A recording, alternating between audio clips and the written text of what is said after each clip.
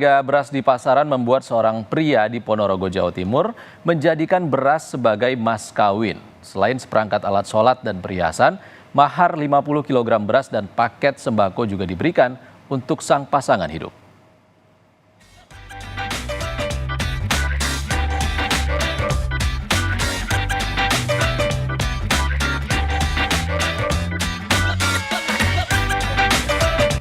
Rp50 kg beras dan paket sembako dihadirkan sebagai mahar di pernikahan salah seorang warga, yakni Irwan Sokip dan Ikrimah Zakia, yang digelar di Desa Grogol, Kecamatan Sawo, Ponorogo, Jawa Timur.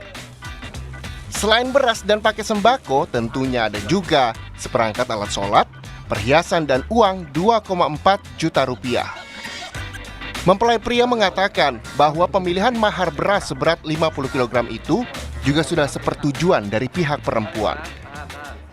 Karena ini harga beras lagi melonjak dan harganya itu tinggi, maka dari itu kami berinisiatif menggunakan mahar beras, dan dari pihak perempuan pun mensetujui apa yang saya berikan. Berapa kilo mas? 50 kilo. Ya.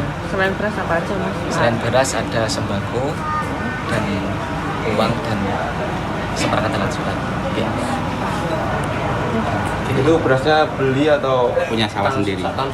Tanam sendiri. Ya. Sementara Kepala KUA Sawo memastikan mahar dalam bentuk beras juga baik karena memiliki nilai manfaat, apalagi saat harga melambung tinggi. Nikahan di KUA Kecamatan Sawo, Kabupaten Ponorogo menggunakan mahar berupa sembako dan beras. Karena memang kan hari-hari ini beras itu agak langka, harganya juga sangat mahal, melejit.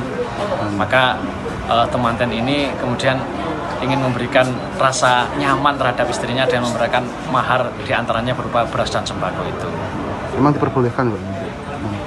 Kalau dalam ajaran agama Islam, beras itu sesuatu yang sangat bermanfaat sehingga diperkenankan.